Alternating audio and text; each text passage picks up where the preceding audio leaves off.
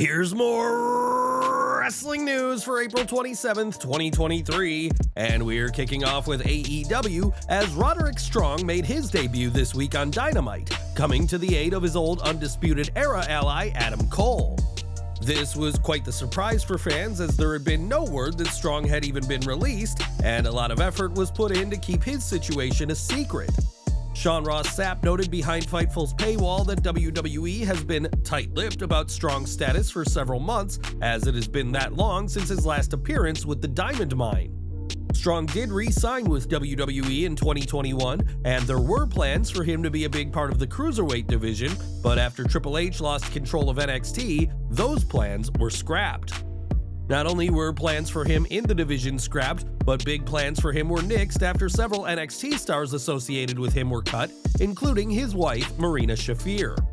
Strong's requested release last year was denied by WWE, and superstars who spoke to Fightful said that they were of the opinion that his deal with WWE would be ending this year. 2K had been instructed to remove Strong from their latest WWE game, and while a pitch had been made for him to be a coach at the Performance Center, he hadn't been seen at WWE's training facility in months. Wrestlers in AEW were pleasantly surprised by Strong's arrival, as he is well liked in the industry, and fans won't have to wait long to see him wrestle, as he, Cole, Bandito, and Orange Cassidy will face the Jericho Appreciation Society next week.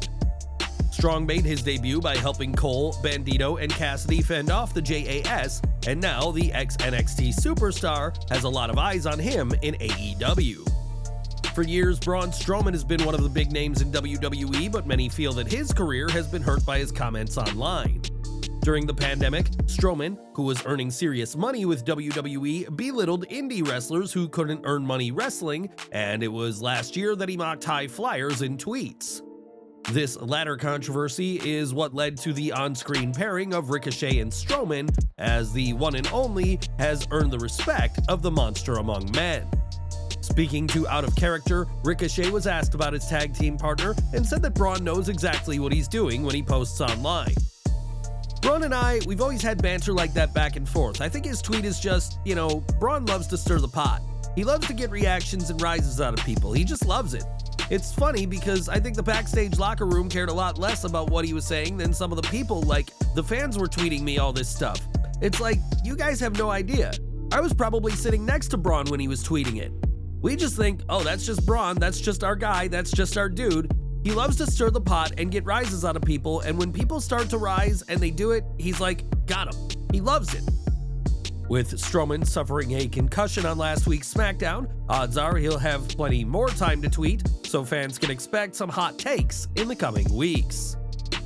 It's been close to a year since Naomi and Sasha Banks walked out of WWE, and as we previously reported, Naomi was close to re-signing last year, but didn't out of solidarity with the boss.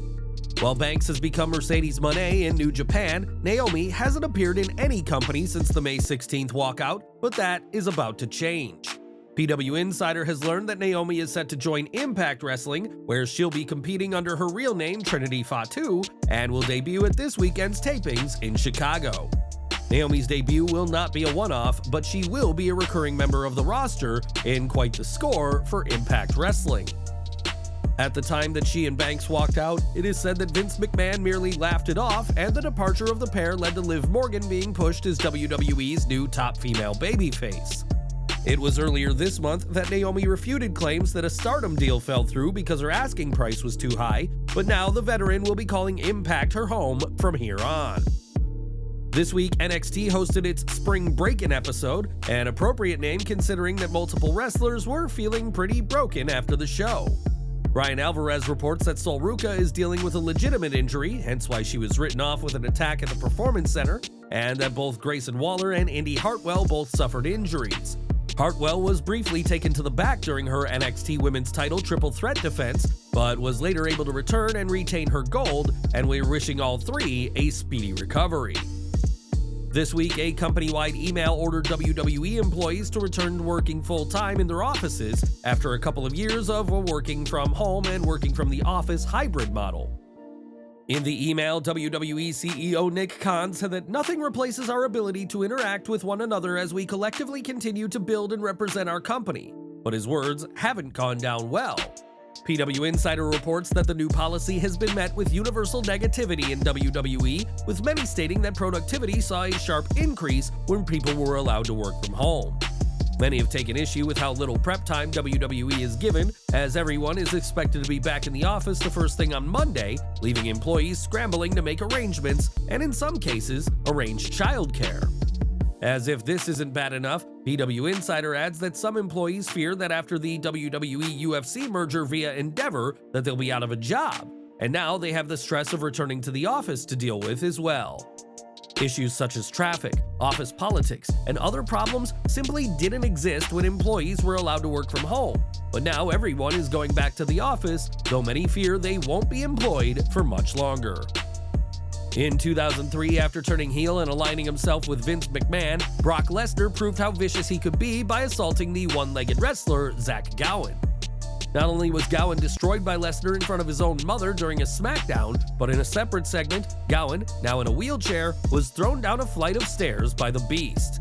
Or at least that's what WWE head fans think on the show, but when Wrestling News spoke to Gowen recently, the former superstar explained how this spot really went down. "I didn't take it. They brought in a stunt double to take that fall for me. They brought in a stunt double to take that particular fall down the stairs tied to a wheelchair. This guy looked just like me except he had 2 feet, which is pretty cool to see. Right before we cut, Vince asked me if I wanted to take the bump. I looked at him and said, 'Are you crazy? I know how to get powerbombed, I know how to jump off the top rope, but I don't know how to fall off a flight of stairs with a wheelchair bouncing right behind my head,' so I politely declined. Vince would have let me take that bump if I obliged, and thankfully I didn't." Gowen's career in WWE would not last long, but he was able to share the ring with Lesnar, The Big Show, and even Vince McMahon, and he was able to avoid being thrown down a flight of stairs by the Beast incarnate. It was earlier this month that news broke of the blockbuster deal that will see WWE and UFC merge into one company as part of Endeavor. This is a truly monumental agreement, one that many fans thought they'd never see, but things haven't been finalized just yet. According to a press release by Julian Holloman LLP, a law firm representing shareholders of WWE, they are examining the acquisition of WWE by Endeavor and whether it is legally viable. More specifically, Julie and Holloman is investigating potential legal claims regarding the fairness of the merger terms and potential conflicts of interest, and one group, known as Silver Lake, may be using its controlling stake to extract unfair benefits from this deal. Julie and Holloman is also concerned that the proposed merger might have driven the sale of its IMG business to another private equity firm rather than stick with the current deal they have. At this time, only the federal government will be able to stop the WWE Endeavor deal going through, but that could be what happens based on the investigation by Julie and Holloman. Together, the WWE UFC company, already being rumored as TKO, will be worth $21.3 billion, and while the deal is expected to be completed in the second half of 2023, there's a lot that can happen between now and then. And we're ending today with CM Punk, whose return to AEW programming is said to be a matter of weeks away. Not only is Punk expected to be back this June, but it's also been reported that his first feud will be with Chris Jericho, and the pair have finally spoken face-to-face. Wade Keller reports that the much-rumored meeting between Jericho and Punk has finally happened, and according to one source, it went well. FTR were said to be mediating the sit-down, and in an update, Sean Ross Sapp of Fightful said the meeting was relatively uneventful considering the beef the two have had. The outlet also noted that sources familiar with the situation also claimed that it seemed as if the two could end up working together without issue, but said that Punk's recent outburst on social media and Jericho's history of welcoming confrontation may prove to be a problem. Jericho called Punk a cancer following All Out and was reportedly part of a team blocking his return, while Punk fired back by calling Y2J a liar and a stooge in his infamous Instagram rant. Now the two have met up and seemingly buried the hatchet, though whether these two larger-than-life personalities can remain on the same page remains to be seen.